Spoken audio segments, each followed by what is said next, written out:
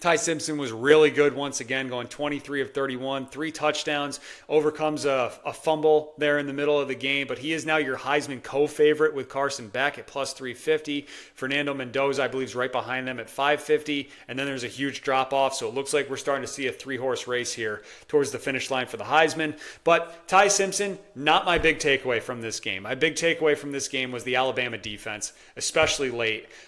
Stepping up big time in the fourth quarter, forcing 2 interceptions from Bo Prabula and also getting Missouri to turn the ball over and getting a huge fourth down stop there in this one as well. So I think if you're looking at Alabama as a potential national championship contender, that has to have you feeling inspired here going forward that the defense is starting to play really well. They're still allowing a lot of rushing yards, and they're kind of getting gashed in the run game. I do have my questions and concerns if that's eventually going to catch up to them. But right now, Bama, it feels like, has really mastered that bend, don't break defense kind of approach here, and they're getting key turnovers. And Simpson's been carrying them on offense, which has just been great to see for anybody that's a big fan of that kid.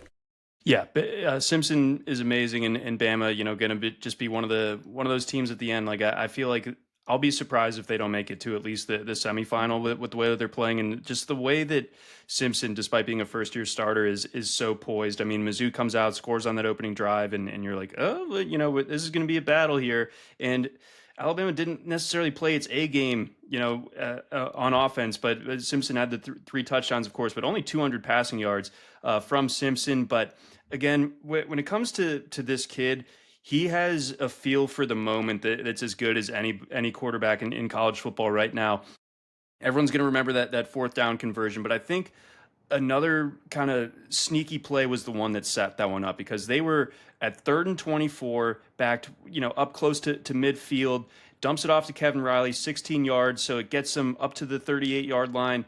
That's where that's like the best place to go for it on fourth down because if you punt, you're a coward, and if you kick a field goal, you're opening yourself up to a miss or any sort of other, tragic thing that can happen to you. But they were like, we trust Simpson in this particular spot, and he hits that like 29-yard pass. That was just perfection. That was just such like a stake through the heart of that Missouri team. I know they had the ball late with a chance to win, but the defense, like you said, they bent, but they didn't break, and they made the big plays when they needed to. Also, concerning for a guy like me, Latsier Brooks, like I'd never heard of that guy, just some freshman, but he is sick. He's going to be a problem here for Alabama or for anyone going up against Alabama.